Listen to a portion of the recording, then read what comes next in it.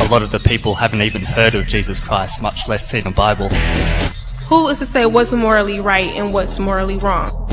Nobody is really certain whether these Gospels are true or not.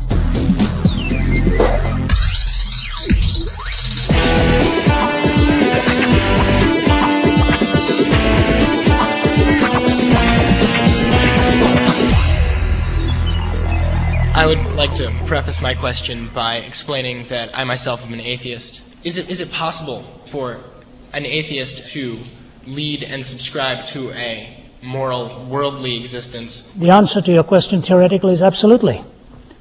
I think there have been many decent living people who've had very high moral principles. Are you theoretically able to lead a moral life? Of course you are, and I trust there are many such like that. Are you logically able to defend why that life ought to be lived and not any other way? The answer to that is in the negative. Do you believe that God ordains violence and war at times? Do you believe that men and women are equal, or do you believe that men are the head of the household? How would you apply that in the dichotomy between exclusivism and pluralism? Deal with Jesus affirming as truth, as historically accurate, these stories of the Old Testament that have become such casualties, I guess, today. I'm just wondering whether God gives all the people of the earth the possibility to know God through Jesus. I'm not a Christian, I'm a Muslim, so pardon my questions. Jesus spoke in a lot of parables, which in my culture, in my world, because I'm Arab, we're accustomed to that. Yes, but sir. parables are too abstract. You can't take that to the bank.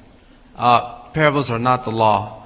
But, you know, all the thing that you just mentioned is the reason why there are 1,001 churches and denominations around. Okay. The Christianity is not united, and I think that's why. You know, I appreciate what you're saying, and I think there's a lot of truth in what you're saying, but you're forgetting an awful lot too.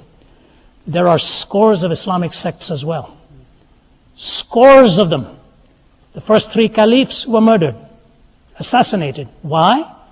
2 of them were by counter-Muslims. So you've got the Seveners and the Twelvers and the Ismailis and the Ahmadiyyas and the Shiites and the Sunnis and the and on and on and on. So let me finish.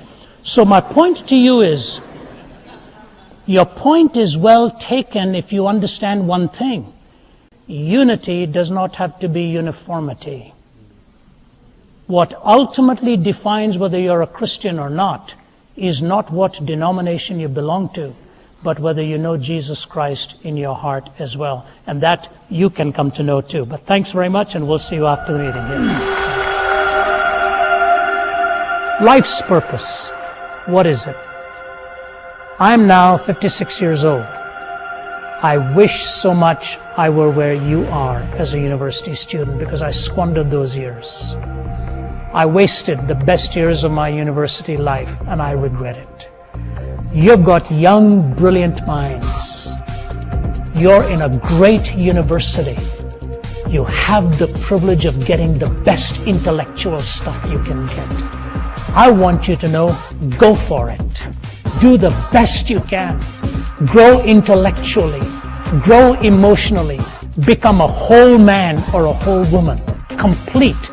And if you can find the wonder of knowing God, you will find out what a marvelous thing it is to live for Him and live in His name.